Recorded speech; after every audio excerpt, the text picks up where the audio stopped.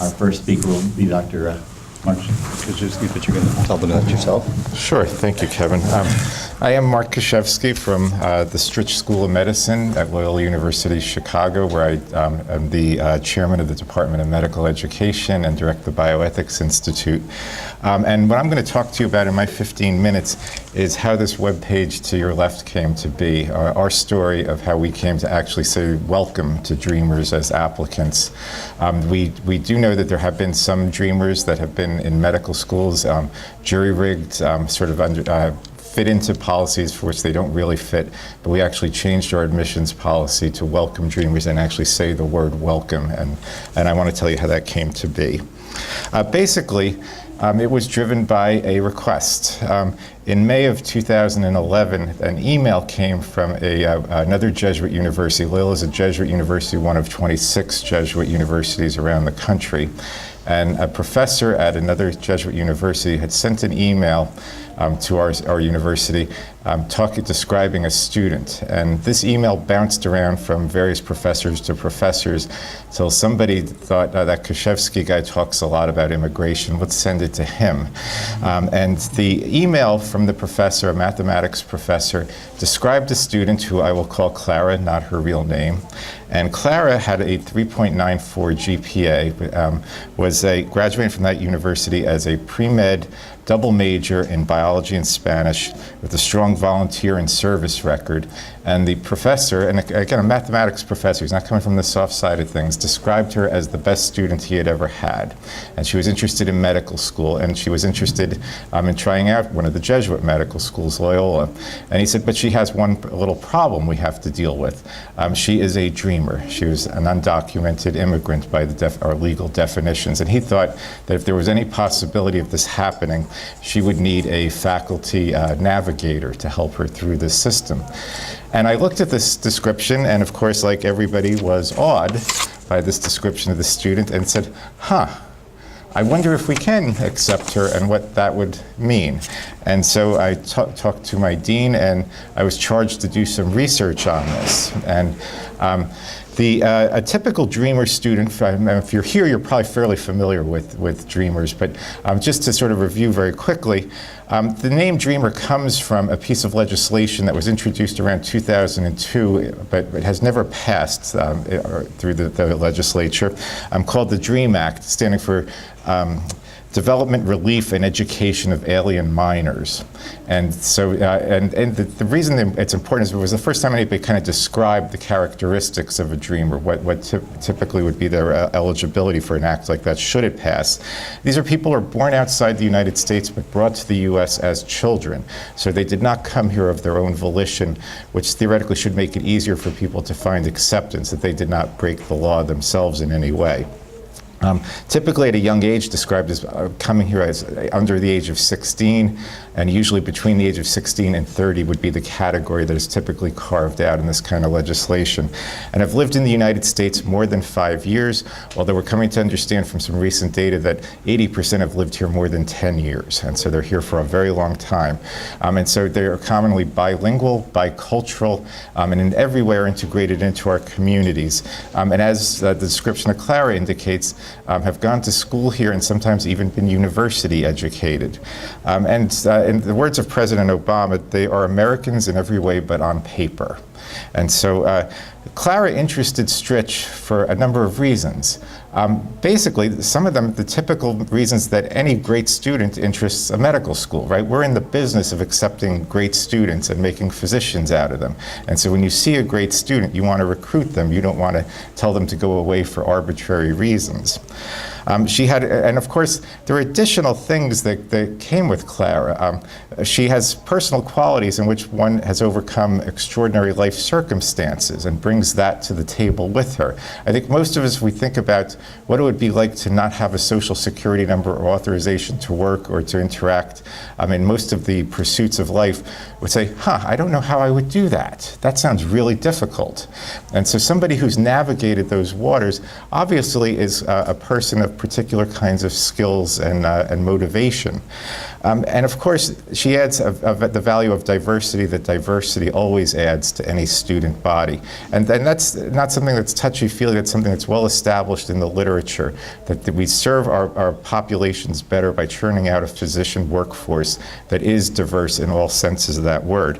And she, as I say, she comes with a knowledge of a particular culture, additional language, and also we do have a large immigrant population in this country, and she comes with some firsthand knowledge of that particular experience, and so can serve those kinds of populations well.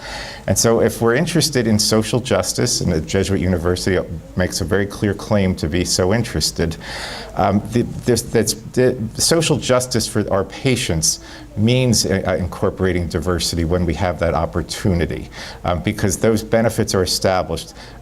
People who share ethnic and cultural backgrounds with underserved populations produce more satisfaction among their patients in those communities, are more likely to return to those communities and serve them, and they're often underserved communities, so we tend to produce physicians who are able to help those communities at higher rates, and they become role models in those communities. And so the AAMC has taken a very strong stand on these as benefits of diversity. And of course, there's just the question of social justice for Clara. She has worked hard. She has played by the rules her whole life. She is an overachiever. And so to say to her, to turn her away and not utilize her talents seems unjust. I mean, social justice is about and integrating everybody into the life of the community to the full extent of their ability to participate. And so we would want to do that. However, at the time, now we're talking May 2011, Clara was simply out of luck.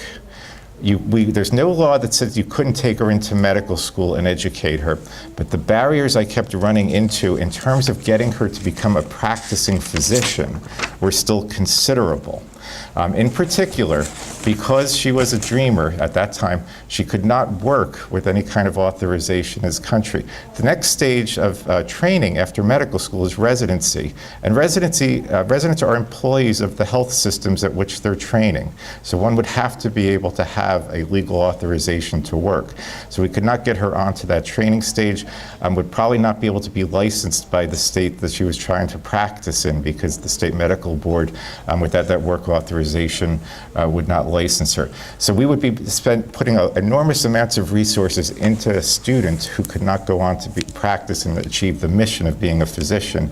And so at the time, we struggled with it, thinking about, do you take somebody like this on the hope that immigration reform passes while she's in school or so on? But there was no consensus to do something like that, for fear that we would pour lots of resources into this student and make a person who could not practice. And in calling around the country, I did a significant amount of research. There were stories that did not turn out well like that, where a school took an individual and educated them, and then had to leave the country to do residency training. And by our laws, if you're here more than a month without authorization, you cannot apply to come back for 10 years. So that essentially meant exile from the country, the only country she would have known really or could remember. And so we at the time, we tabled it. However, the good news is that in June 2012, President Obama made a speech and announced the Deferred Action for Childhood Arrivals program. Those initials DACA, Deferred Action for Childhood Arrivals. It's an act of prosecutorial discretion by the executive branch, in which they simply say, register with us, the United States Citizenship and Immigration Services, and we will agree to defer action. We will not try to deport you. And it's a 2-year grant of that, renewable at 2-year intervals. And the beauty of it, the music to our ears, was conferral of DACA status comes with a work authorization, an employment authorization document, often called a work permit. And that comes directly with the granting of DACA status, and they are then entitled to apply to the Social Security Administration for a Social Security number. And so it was an aha moment for us. They now would have everything they needed to go on to apply to a residency program and get licensed by the state medical board. And in fact, we confirmed with our state medical board in Illinois that there would be no barrier for them. And so at Stritch, we then decided to go very public with this. I mean, the initial temptation is to say, all right, good. let's tell Clara to apply, and she'll probably compete successfully for admission, and we'll be fine with that. There was still the barrier of financial aid for these students.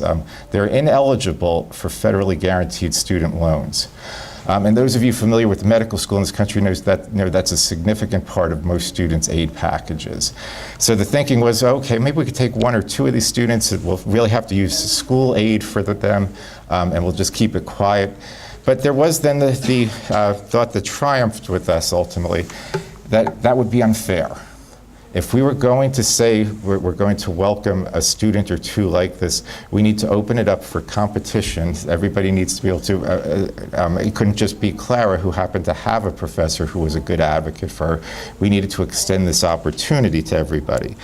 And so we became the first medical school in the United States to actually change our policy to say to apply you could be a U.S. citizen, legal permanent resident, or eligible for the Deferred Action for Childhood Arrivals program of the United States Citizenship and Immigration Services.